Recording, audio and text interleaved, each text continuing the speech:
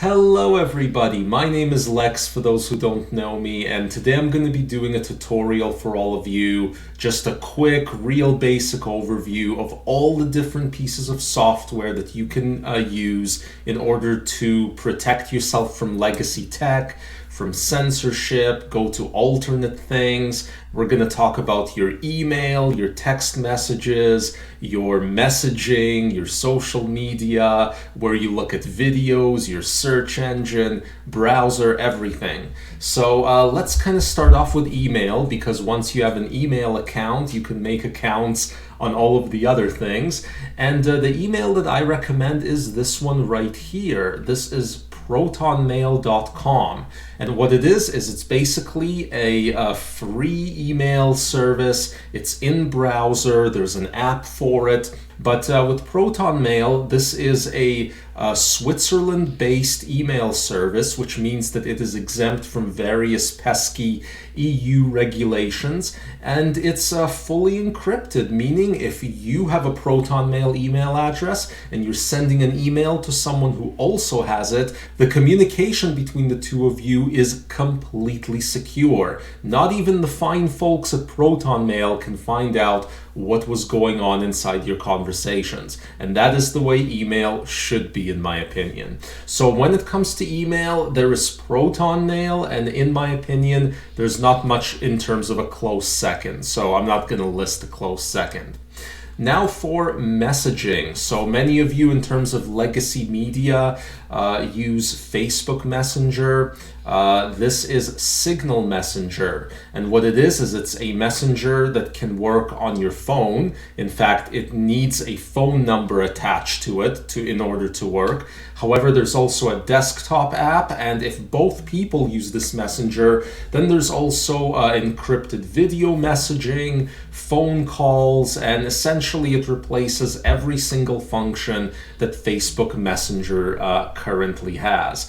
It's on your phone though where Signal really gets crazy. Basically, if you have a non-iPhone phone, then what you can do is you can merge Signal with your SMS, with your normal texting, and have it be all in one. And you still can send unsecure SMS from your Signal Messenger to people who just have regular texting on their phone and haven't downloaded the app. But if both of you have Signal and you're texting each other and you have SMS on default, now you have secure and unmonitored encrypted texting, which is pretty cool. And everybody loves Signal. Here's some testimonials. Edward Snowden, Jack Dorsey, CEO of Twitter, Elon Musk uses Signal. I mean, it's definitely the one to use. I've personally been using Signal Messenger for about a year, and I really like it a lot. It can even do group chats and things like that.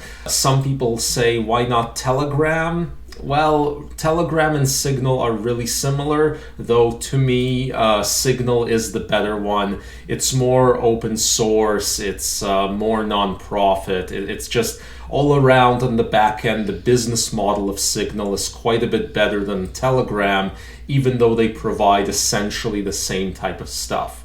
I will say though that Telegram works a bit better in terms of being in large groups. That's the one thing I found about Telegram.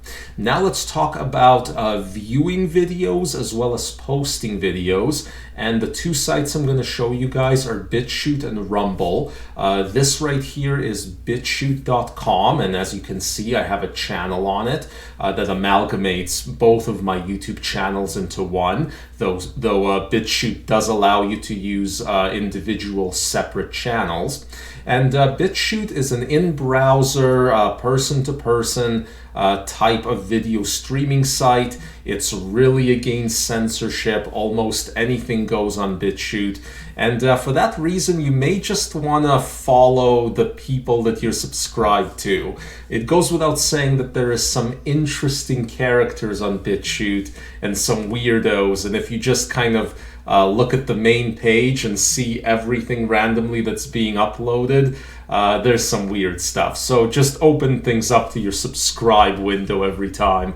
That's what I do with my BitChute bookmark. And then the other one is Rumble, which is much the same as BitChute, though I think it's a little bit more centralized. So in my opinion, BitChute better than Rumble. But these are the two websites that have really taken off in the 2020 and 2021 era.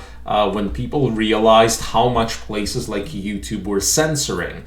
Due to the nature of my content, I've been getting censored off of YouTube since 2012. I once had my channel deleted in about 2013 or 2014, before people even really thought much about YouTube censorship, but there you go. And there is one other video site that I wanted to show you guys, and this one is called Odyssey. I like Odyssey quite a bit. I have both of my channels on it.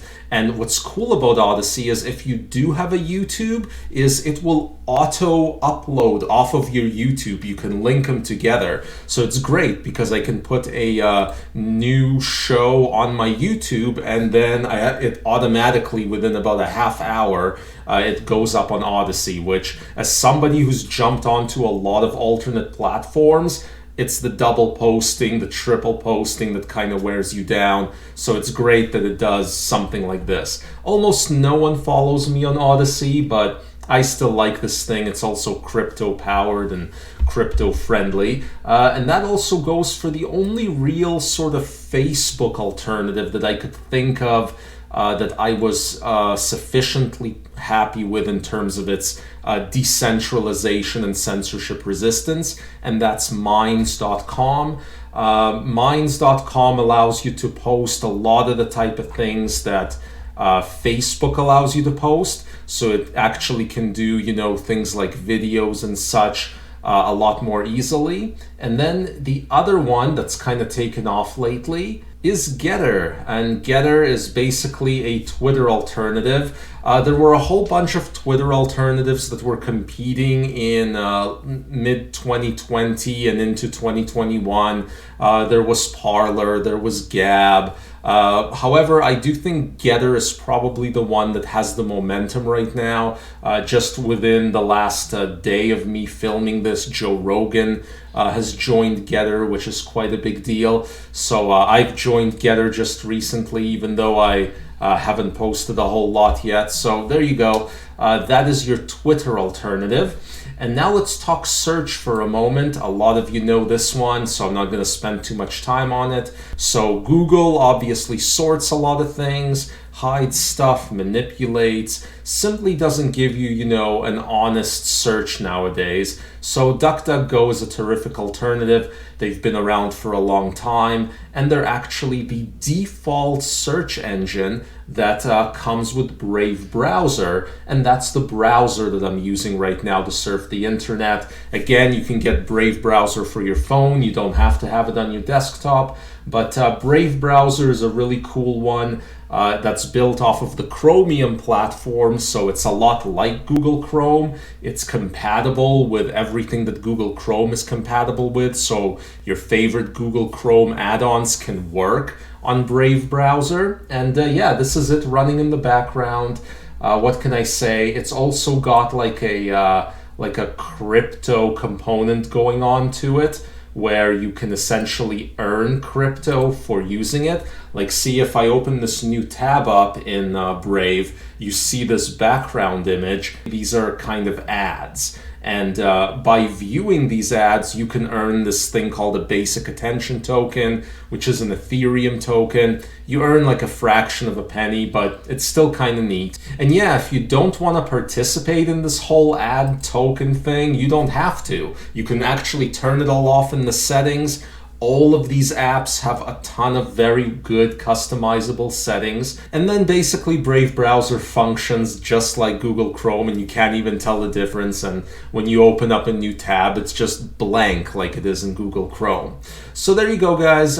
Those are all the various pieces of software covered in what I hope was under 10 minutes. I will link to all of these in the video description, of course. And if you're new to my channel, please subscribe, please hit that like button. And yeah, give me a share on legacy social media, because it's the people still stuck on legacy social media that we have to get this message out to as some of these pieces of software go mainstream. Anyway, we'll see you all next time.